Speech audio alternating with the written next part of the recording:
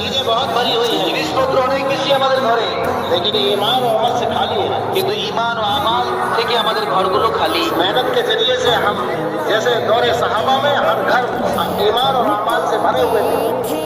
যেমন সাহাবাদের জমানাতে প্রত্যেকটা ঘর ঈমান দিয়ে আমাল দিয়ে ভরে ছিল, क्योंकि ये मेहनत हर फर्द उम्मत कर रहा था।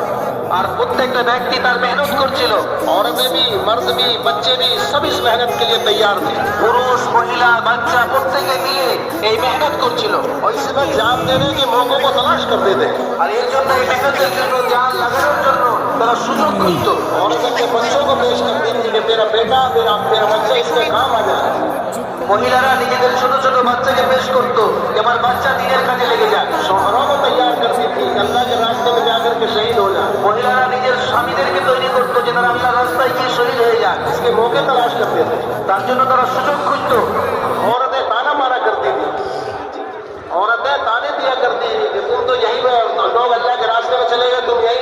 মহিলারা তানা দিত যে তোমরা বাড়িতে থেকে গেলে আর মানুষেরা আল্লাহর রাস্তায় গিয়ে শহীদ হচ্ছে, তোমরা বাড়িতে কেন আছো? ये जज्बा हमारा खो गया है। সেই জজবা আজকে আমাদের শেষ হয়ে গেছে। ये जज्बा तो है लेकिन उसका रुख बदल गया है। जज्बा तो এখন আমাদের আছে কিন্তু জজবাটা অন্যদিকে চলে গেছে। जान देने का जज्बा है माल के लिए, আমাদের জান দেওয়ার জজবা আছে, মাল দেওয়ার জজবা নেই। जान देने का जज्बा है असबाब के लिए, জান देওয়ার জজবা মালের জন্য, জান দেওয়ার জজবা বস্তুর জন্য হয়ে গেছে। ওদের কুরসিयों के लिए, সম্মান পদের জন্য। लेकिन ये जज्बा ईमान और अमाल पे और इस मेहनत में जो जज्बा था वो मिट गया। ईमान এবং আমালের জন্য জান লাগানোর জজবা এটা শেষ হয়ে গেছে। इस मेहनत के जरिए से सुबह जज्बे को जिंदा करना है। এই মেহনতের মাধ্যমে সেই জজবাটাকে জিন্দা করতে হবে। সাহাবা ইকরাম ने मदीना जैसा शहर छोड़ दिया।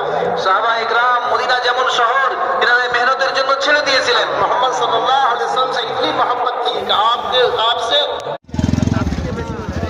এরকম জঙ্গল ছিল, ফাঁকা থাকে আকাশটা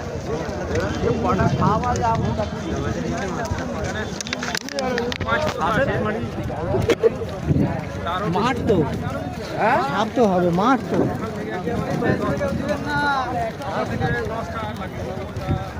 এখন কাদা রয়েছে। লোক এরম ভাবে চলতেই আছে, বুঝার থেকে